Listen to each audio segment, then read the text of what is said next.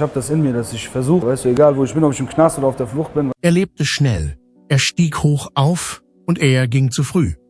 Von Flüchtlingslagern zu Rap-Charts und von Luxusautos zu Gefängniszellen. Xatars Geschichte liest sich wie ein Filmdrehbuch.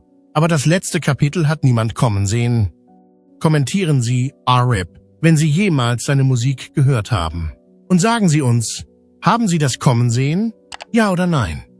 Denn heute enthüllen wir die Wahrheit über Xatars Leben, seine Geheimnisse und was in diesen letzten Stunden wirklich geschah. Plötzlicher Tod. Der bekannte deutsche Rapper Xatar, der mit bürgerlichem Namen Givar Hadjabi hieß, ist nach polizeilichen Erkenntnissen am Donnerstagmorgen der Vorwoche in seiner Kölner Luxuswohnung verstorben. Die damals 43-jährige persönliche Assistentin des Künstlers entdeckte ihn bewusstlos und rief sofort den Notruf. Die Behörden trafen nach wenigen Minuten am Tatort ein, konnten ihn aber nicht wiederbeleben. Um 8:03 Uhr gingen die Behörden auf einen Notruf aus Xatars Wohnung im noblen Rheinauhafen ein, wie die Kölner Polizei mitteilte. Es wurde festgestellt, dass sich der Hip-Hop-Mogul in seinem Schlafzimmer aufhielt und es gab keine Hinweise auf einen Kampf oder einen Versuch, sich gewaltsam Zugang zu seiner Wohnung zu verschaffen. Die Überwachungsaufnahmen, so ein Vertreter der Polizei, zeigten, dass es sich seit dem Vorabend keine unbefugten Personen mehr an dem Ort aufgehalten hatten. Außerdem stellten die Behörden fest, dass Xatar allein nach Hause gekommen war, nachdem er am Abend zuvor an einer Geschäftskonferenz teilgenommen hatte. Nach Angaben von Kriminalhauptkommissar Markus Werner, der die Ermittlungen leitet, deuten die ersten Ergebnisse darauf hin, dass höchstwahrscheinlich natürliche Faktoren für den Vorfall verantwortlich sind. Außerdem sind die Ermittlungen im Gange. Zum jetzigen Zeitpunkt haben wir keine Hinweise auf ein Verbrechen oder verdächtige Umstände im Zusammenhang mit dem Tod von Herrn Hadjabi gefunden, erklärte Werner auf einer Pressekonferenz. Wir haben kein falsches Spiel oder verdächtige Umstände festgestellt. Sein Tod war nicht das Ergebnis verdächtiger Umstände. Wie bei jedem unerwarteten Todesfall dieser Art führen wir jedoch eine gründliche Untersuchung durch. Auch die Staatsanwaltschaft hat eine Erklärung abgegeben, wonach sie eine strafrechtliche Untersuchung zum jetzigen Zeitpunkt nicht für erforderlich hält. Andererseits wurden die Behörden angewiesen, wie bei unvorhergesehenen Todesfällen üblich, eine umfassende toxikologische Untersuchung durchzuführen. Viele, die Xatar nahestanden, waren von seinem plötzlichen Ableben überrascht, da er nach Angaben der Behörden keine bekannten schweren gesundheitlichen Probleme hatte.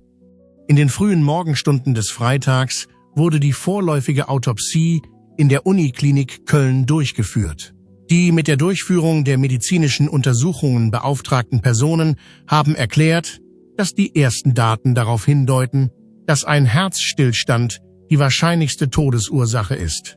Bei der ersten Untersuchung wurden Anzeichen gefunden, die auf ein plötzliches Herzversagen hindeuten, wie Dr. Ingrid Müller, die leitende Oberärztin, erklärte. Ingrid Müller, die leitende Gerichtsmedizinerin. Dies, obwohl die anderen Teile des Berichts noch nicht abgeschlossen sind. Die vollständigen toxikologischen Ergebnisse werden noch einige Tage in Anspruch nehmen, so der Mediziner, obwohl bei der Untersuchung keine offensichtlichen Anzeichen von Drogenmissbrauch erkennbar waren. Daher hat das medizinische Personal den Hausarzt von Xatar gebeten, die vollständige Krankengeschichte des Patienten zu übermitteln, um festzustellen, ob etwaige Vorerkrankungen beim Ableben des Patienten eine Rolle gespielt haben könnten oder nicht. Inzwischen haben die Behörden die sterblichen Überreste des Rappers seiner Familie übergeben, die derzeit Vorbereitungen für eine private Beerdigung trifft. In der Zeit, in der sie auf den formellen Autopsiebericht warten, der innerhalb der nächsten 2 Wochen erwartet wird, haben Beamte der Polizeibehörde angedeutet, dass sie mit ihren üblichen Ermittlungen fortfahren werden.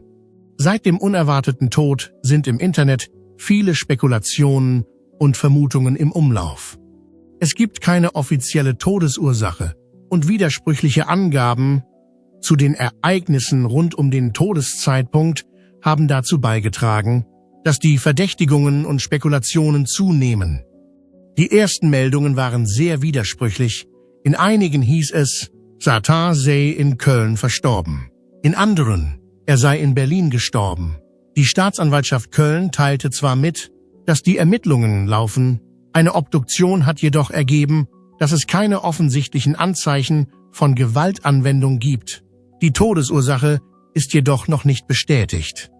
Todesursache. Der Satz Ruhe in Frieden. Legende.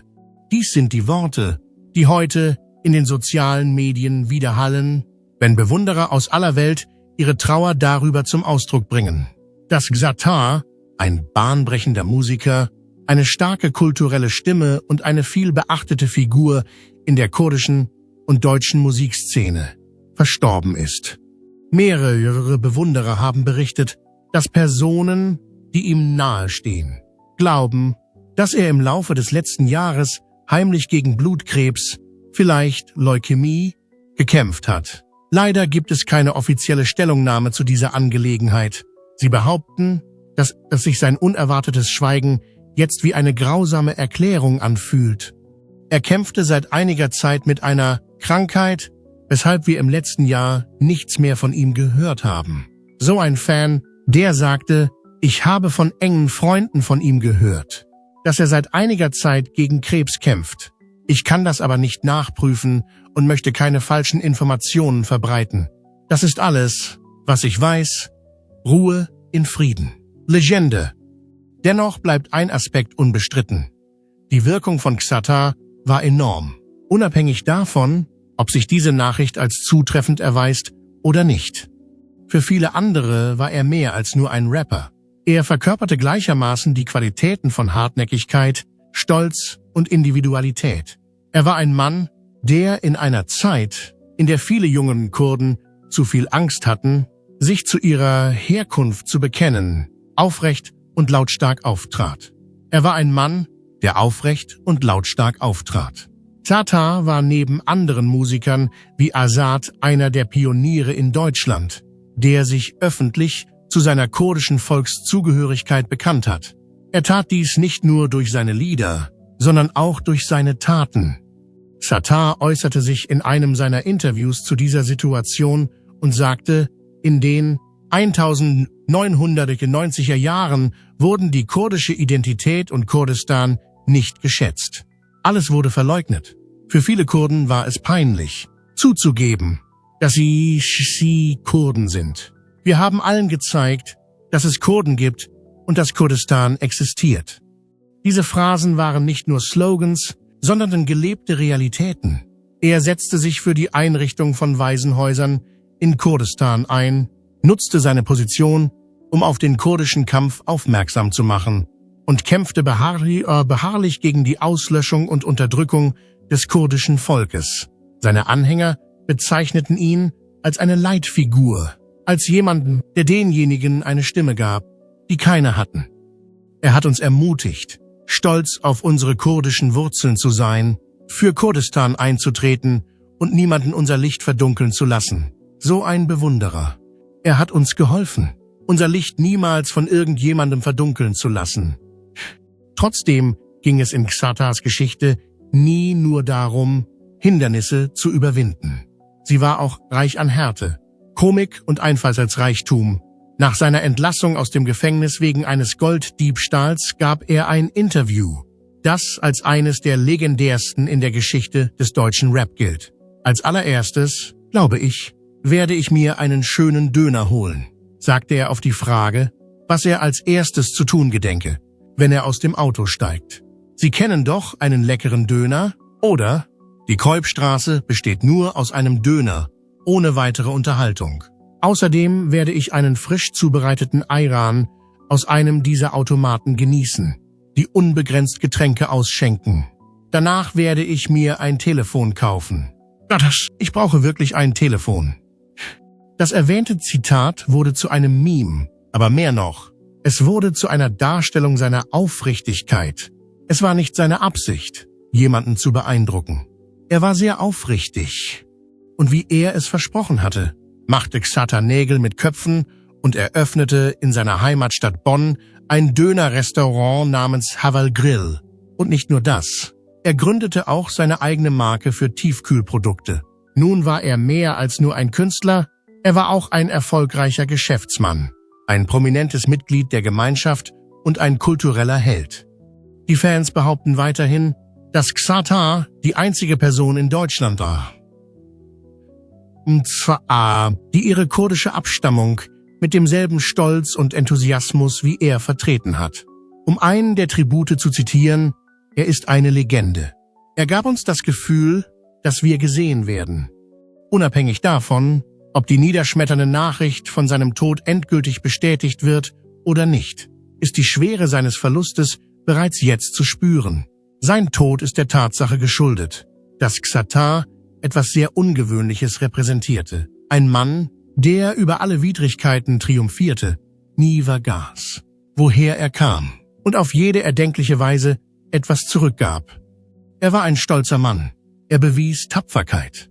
Und trotz allem, was geschah, war er unser. Ruhe in Frieden, Xatar. Dein Licht wird nicht verblassen. Was denkst du, was passiert ist? Natürliche Ursachen oder etwas Tieferes?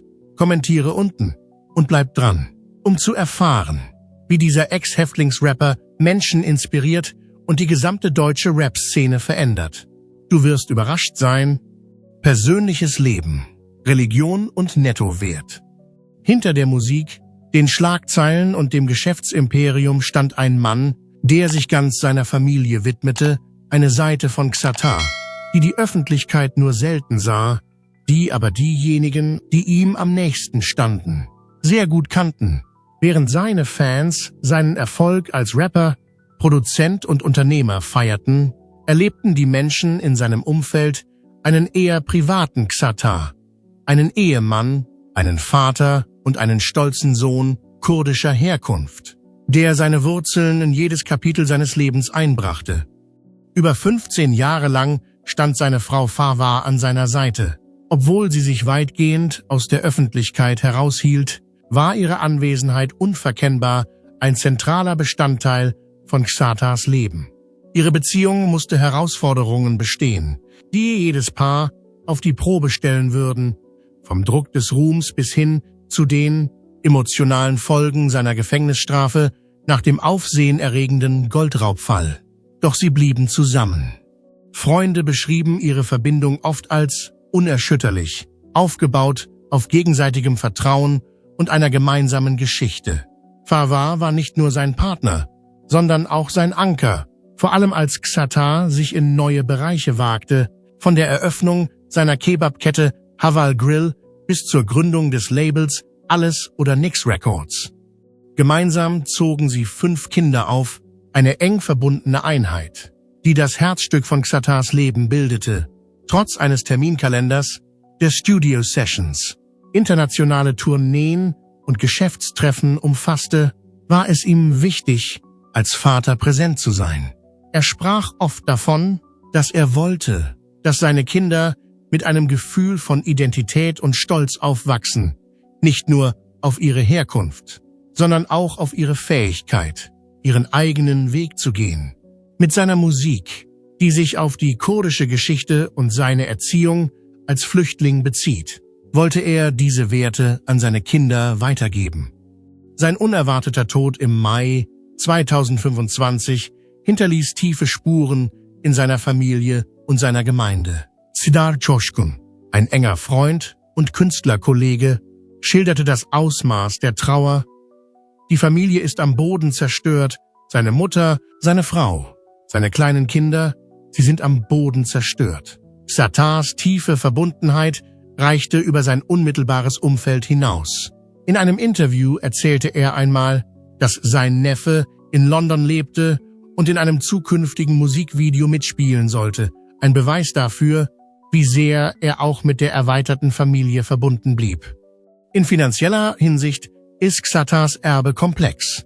Während die Schätzungen seines Nettovermögens variieren, einige gehen von 10 Millionen Euro aus, andere von eher $2 Millionen, ist klar, dass er durch schiere Ausdauer und Kreativität ein beträchtliches Vermögen aufgebaut hat. Sein Einkommen spiegelt das Auf und Ab einer vielseitigen Karriere wider. Im Jahr 2023 verdiente er etwa 678.900, gefolgt von 518.900 im Jahr 2024. Zum Zeitpunkt seines Todes wurde sein Nettovermögen auf 10 Millionen Euro geschätzt. Nicht schlecht für einen Mann, der einst eine Gefängniszelle teilte. Sein gesamtes Vermögen, seine Geschäfte und seine musikalischen Tantiemen werden nun von seiner Frau und seinen 5 Kindern geerbt, sodass seine Familie auch in seiner Abwesenheit versorgt ist. Nach seinem Tod trauern die Fans nicht nur um eine musikalische Ikone, sondern auch um einen Mann, dessen private Loyalität und öffentlicher Stolz viele inspirierte, insbesondere in der kurdischen Diaspora. Sein Leben war geprägt von Widerstand, Neuerfindung und Widerstandskraft. Und die Menschen, die ihn am besten kannten, seine Frau, seine Kinder und seine Großfamilie, tragen dieses Vermächtnis nun weiter. Um die Kraft hinter Xatars Stimme und den Stolz, den er in sich trug, wirklich zu verstehen, müssen wir dorthin zurückgehen, wo alles begann, zu einer Kindheit, die von Entbehrung, Vertreibung und außergewöhnlicher Widerstandsfähigkeit geprägt war. Bleiben Sie also dran, um es herauszufinden. Kindheit im Iran und im Irak. Die Geschichte von Givar Hijabi begann mitten im Umbruch. Givar Hijabi wurde am 24. Dezember 1981 in Sanandaj geboren, einer mehrheitlich kurdischen Stadt im Westen Irans. Sein frühes Leben war geprägt von politischen Spannungen, ethnischer Ausgrenzung und der Gefahr von Instabilität. Als Angehörige der kurdischen Minderheit stand die Familie Hijabi in einem Land, das mit internen Konflikten zu kämpfen hatte, vor wachsenden Herausforderungen. Nicht lange nach Givars Geburt trafen seine Eltern die schwierige Entscheidung, den Iran zu verlassen. Anfang der 1980er Jahre suchten sie Zuflucht im benachbarten Irak, in der Hoffnung, dort eine sicherere Umgebung zu finden, in der sie dem Druck, dem sie zu Hause ausgesetzt waren, entgehen konnten. Leider fiel ihr Umzug mit dem Ausbruch des iranisch-irakischen Krieges zusammen, ein Ereignis, das seine eigenen Härten und Gefahren mit sich brachte. Anstatt Frieden zu finden, sah sich die Familie mit neuen Formen von Widrigkeiten konfrontiert. Der Irak wurde unter dem Regime von Saddam Hussein zunehmend feindselig gegenüber der eigenen kurdischen Bevölkerung. Es war eine Zeit umfassender Razzien und gezielter Kampagnen, die die kurdischen Gemeinschaften schwer trafen. Während dieser Zeit wurden beide Eltern von Givar von den irakischen Behörden festgenommen.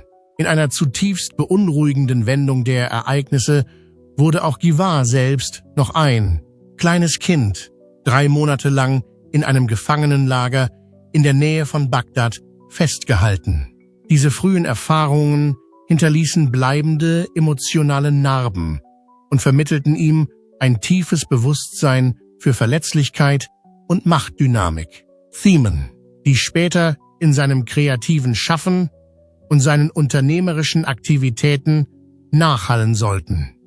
Trotz der immensen Hindernisse, die sie zu überwinden hatten, gelang es der Familie Hijabi schließlich, aus dem Irak zu fliehen und in Deutschland Zuflucht zu finden. Ihre Ankunft in einem neuen Land brachte jedoch neue Herausforderungen mit sich. Ihr erstes Zuhause war eine Flüchtlingsunterkunft im Bonner Stadtteil Brüner Berg, gefolgt von einer Reihe von Übergangsunterkünften. Wie viele neu angekommene Einwandererfamilien sahen sie sich mit den Härten von Armut, sozialer Ausgrenzung und kultureller Entwurzelung konfrontiert. Als Kind, das in Deutschland aufwuchs, fand sich Givar zwischen 2 verschiedenen Welten wieder. Auf der einen Seite stand das Erbe seines kurdischen Erbes, eine Geschichte, die von Widerstand, Vertreibung und Konflikten geprägt war. Auf der anderen Seite stand eine westliche Gesellschaft, in der er oft auf Skepsis und falsche Vorstellungen stieß. Diese kulturelle Dualität, Außenseiter und Überlebender zugleich zu sein, prägte seine Weltsicht zutiefst. Später wurde dies zu einer treibenden Kraft in seinem kreativen Ausdruck, der seine Musik mit Themen wie Identität, Widerstandsfähigkeit und der Suche nach Zugehörigkeit erfüllte. Im Laufe seiner Jugendjahre war er mit einer Vielzahl von Herausforderungen konfrontiert, darunter finanzielle Nöte, Konflikte mit dem Bildungssystem und das Leben auf der Straße. Als Gymnasiast in Bonn erlebte er häufig Gefühle der Isolation. Einmal wurde er für kurze Zeit in einer Pflegefamilie untergebracht, was eine zusätzliche Unterbrechung in einem Leben darstellte, das bereits von Entwurzelung geprägt war. Inmitten dieser Ungewissheit diente die Musik jedoch als fester Anker durch den Einfluss seines Vaters, Iqbal Hijabi, der Professor für klassische Musik war. Kam Giva in den Genuss einer professionellen musikalischen Ausbildung. Im Alter von 9 Jahren begann er mit dem Klavierunterricht, der den Grundstein für ein tiefes Bewusstsein für Klanggestaltung und Rhythmus legte. Die Tatsache, dass er schon früh mit klassischer Musik in Berührung kam, verschaffte ihm einen Vorteil bei der Produktion und dem Arrangement von Beats, obwohl sich seine Karriere später in Richtung Hip-Hop verlagern sollte. Ende der 1990er Jahre, als sich die Hip-Hop-Kultur unter der deutschen Stadtjugend, vor allem in Migrantenvierteln, zu entwickeln begann, entdeckte Giva im Rap eine Stimme, die ehrlich, eindringlich und ungefiltert schien. Das galt vor allem in den Migrantenvierteln. Er wurde zum Fan und Schöpfer des Genres. Er begann mit Beats und Texten zu experimentieren und betrachtete das Mikrofon als Werkzeug zum Überleben und Erzählen. Er begann auch, mit dem Gesang zu spielen. Es war seine kurdische Identität, die sich mit seiner deutschen Erziehung vermischte, die ihn an die Kreuzung von Ost und West, Tradition und Moderne, Kampf und Streben brachte. Seine doppelte Abstammung war eine Kombination aus beidem. Diese erlebte und gefühlte Spannung bildete schließlich die Grundlage für die kreative Identität, die als Xatar bekannt ist. Für Xatar ging es bei der Musik nie nur darum, sich zu vergnügen. Sie entstand aus traumatischen Erfahrungen, Ungehorsam und unerschütterlicher Entschlossenheit und war eine Form des kulturellen Widerstands und ein Mittel zum Ausdruck. All die Geister des Krieges, die Schatten der Gefängnisse und die Rauheit der Flüchtlingsunterkünfte flossen in seine Lieder ein und verliehen ihnen einen rohen Realismus, der eine starke Verbindung zu anderen Menschen herstellte, die am Rande der Gesellschaft lebten, sowohl in Deutschland als auch außerhalb. Aufstieg in der Musik und Gründung von Alles oder Nix Records. Um die Jahrtausendwende begann Giva Hijabi einen Weg einzuschlagen, der ihn schließlich zu einer der einflussreichsten Kulturfiguren Deutschlands machen sollte. Mit dem Künstlernamen Xatar, dem kurdischen Wort für Gefahr, signalisierte er von Anfang an, dass seine Musik kühn, trotzig und unverkennbar in seiner Identität verwurzelt sein würde. Die Wahl des Namens war nicht nur stilistisch, sondern auch symbolisch. Für Xatar, der mit den komplizierten Realitäten von Migration, kultureller Verdrängung und städtischem Leben in Bonn aufgewachsen ist, hat das Konzept der Gefahr viele Facetten. Es ging nicht nur um das Überleben auf der Straße, sondern auch um den gefährlichen Akt, die eigene Wahrheit in einer Gesellschaft auszusprechen, die oft versucht, Stimmen wie die seine zum Schweigen zu bringen oder zu ignorieren. Die Gefahr war nicht nur physisch, sondern auch psychologisch und kulturell, verbunden mit dem Risiko, ungehört zu bleiben oder ausgegrenzt zu werden. So wurde seine Musik nicht nur Ausdruck eines persönlichen Kampfes, sondern auch ein trotziges Statement gegen die Kräfte, die seine Identität und Geschichte unterdrücken wollten. Diese Spannung zwischen Überleben und Selbstdarstellung sollte sowohl seine Musik als auch seine Einstellung zur Welt prägen. Seine ersten Schritte in die Musik waren bescheiden, aber prägend. Er begann im Aufnahmeraum eines örtlichen Jugendzentrums, einem Zufluchtsort für viele junge Einwanderer und Arbeiterkinder in Bonn, Beats zu produzieren und seinen Textstil zu verfeinern. Diese ersten kreativen Experimente spiegelten sein Umfeld wider, hart, ehrlich und rau. geprägt von den Spannungen der Identität und der Härte seiner Umgebung. Obwohl die späten 1990 Jahre für den deutschen Hip-Hop noch in den Kinderschuhen steckten, begann Xatar seine Fahne zu hissen, indem er einen einzigartigen Sound entwickelte, einen der klassische West Coast Beats mit melodischen Einflüssen aus dem Nahen Osten und sozialbewussten Texten vermischte. Sein erster aufgenommener Track, Lil Lane Bonus Track, erschien 2006 und gab den Fans einen Einblick in die ungefilterte Erzählstimme, die ihn bald definieren sollte. Aber Xatar war mehr als nur ein Straßenpoet, er war auch ein Stratege. Zwischen 2005 und 2007 studierte er internationale Wirtschaft und Musik an der London Metropolitan University und erhielt dabei Einblicke in die künstlerische und operative Seite der Branche. Während seiner Zeit in London lernte er ein breiteres kulturelles Spektrum kennen und verstand besser, wie man eine Marke aufbaut und nicht nur Musik macht. Diese Ausbildung sollte sich später als unerlässlich erweisen, als er sich mit Verträgen, Labelbesitz und Multimillionen-Euro-Unternehmungen befasste. Im Jahr 2007 machte Xatar einen entscheidenden Schritt. Er gründete sein eigenes Independent-Label Alles oder Nix Records. Der Name spiegelt seine Lebensphilosophie wider. Entweder alles oder gar nichts. Als Partner von Groove Attack für den Vertrieb positionierte er das Label sofort als ernstzunehmenden Player. Seine ersten Signings waren Sammy und SSEO, die sich beide zu respektierten Stimmen im deutschen Rap entwickeln sollten. Diese frühen Investitionen waren nicht nur ein Akt der Loyalität, sie spiegelten Xatars Vision wider, ein Zuhause für Künstler wie ihn selbst zu schaffen, Außenseiter und Originale, ungefiltert und furchtlos. Die erste große Veröffentlichung des Labels erfolgte im November 2008 mit Xatars Debütalbum Alles oder Nix. Das Projekt war eine Absichtserklärung. Kompromisslose Texte, gesellschaftlich brisante Themen und Gastauftritte von Künstlern wie La Honda, Azar, Jet Set Mehmet, Jamila und Jalal verliehen dem Album Tiefe und Vielfalt. Obwohl das Album kein unmittelbarer kommerzieller Erfolg war, fand es bei einer schnell wachsenden Underground-Fangemeinde Anklang. Seine Wirkung war groß genug, um die Aufmerksamkeit der deutschen Behörden auf sich zu ziehen und schließlich auch die Kontrolle. Weniger als ein Jahr nach seiner Veröffentlichung wurde Xatars Album von der Bundesprüfstelle für jugendgefährdende Medien indiziert. Dies schränkte zwar die Verbreitung und den Bekanntheitsgrad des Albums im Mainstream-Radio ein, verstärkte aber Xatars Status als Kultfigur. Für viele seiner Fans, vor allem junge Kurden, Immigranten und Jugendliche aus der Arbeiterklasse in ganz Deutschland, bestätigte die Zensur nur, was sie ohnehin schon glaubten, dass Xatar Wahrheiten aussprach, die das Establishment verunsicherten. Weit davon entfernt, ihn zum Schweigen zu bringen, verstärkte die Kontroverse seine Botschaft und festigte seinen Platz als Stimme für diejenigen, die am Rande stehen. Diese frühen Jahre waren zwar von Kontroversen und Herausforderungen geprägt, legten aber den Grundstein für alles, was folgte.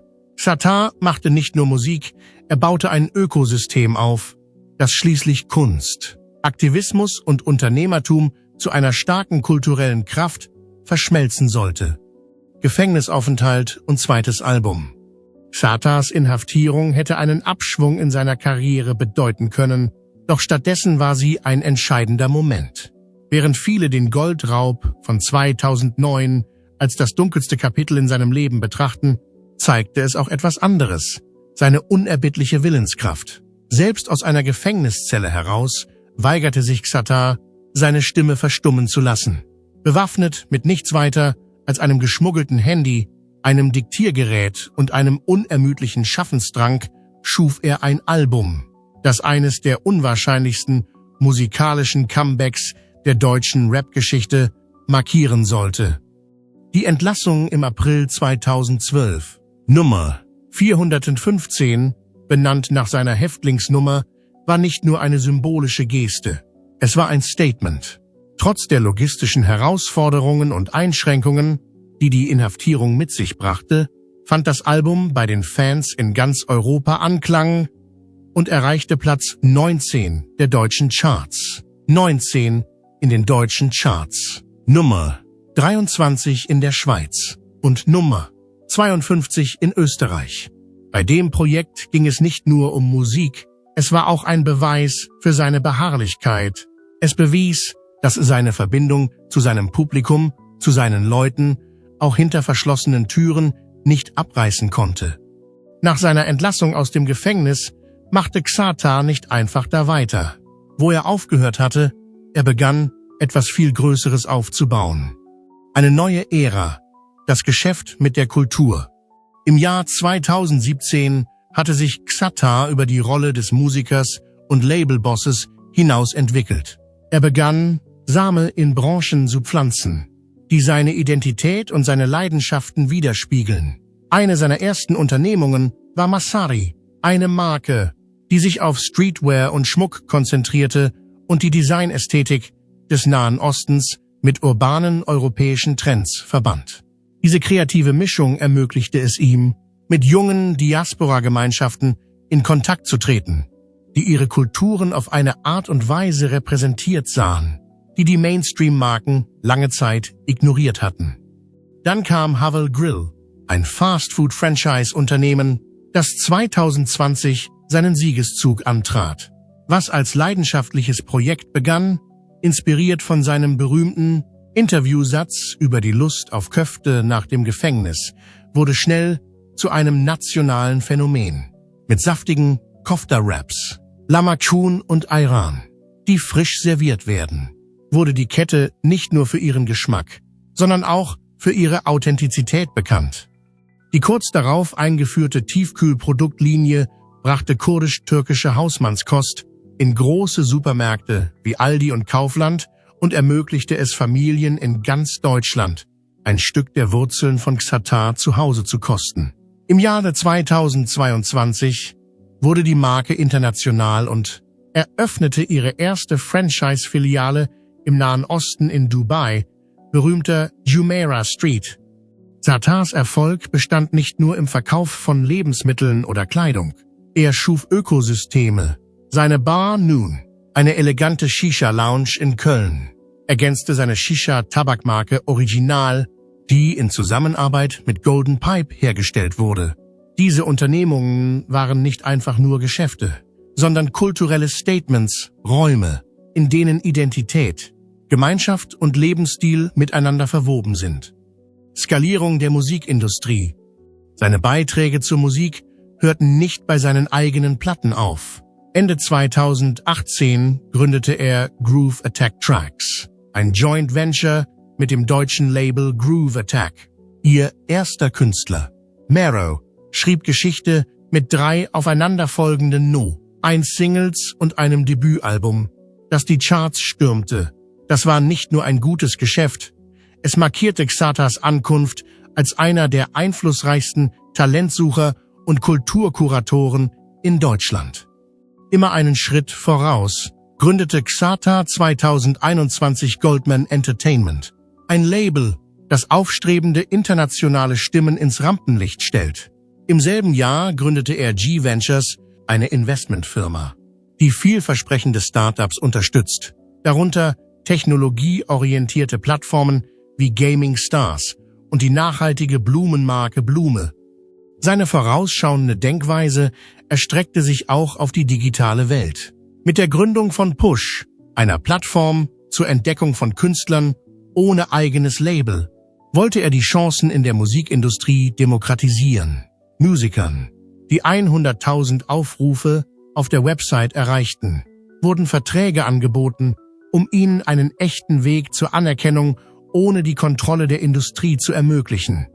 Er wagte sich sogar in den Bereich Gesundheit und Wellness und brachte eine CBD-Marke auf den Markt, die schnell zur Marktführerschaft aufstieg, und ließ eine handwerklich hergestellte Eismarke folgen. Die Lifestyle, Geschmack und Identität miteinander verbindet. Jedes Produkt, jeder Schritt trug seine Handschrift, kühn, unkonventionell und tief in der Gemeinschaft verwurzelt.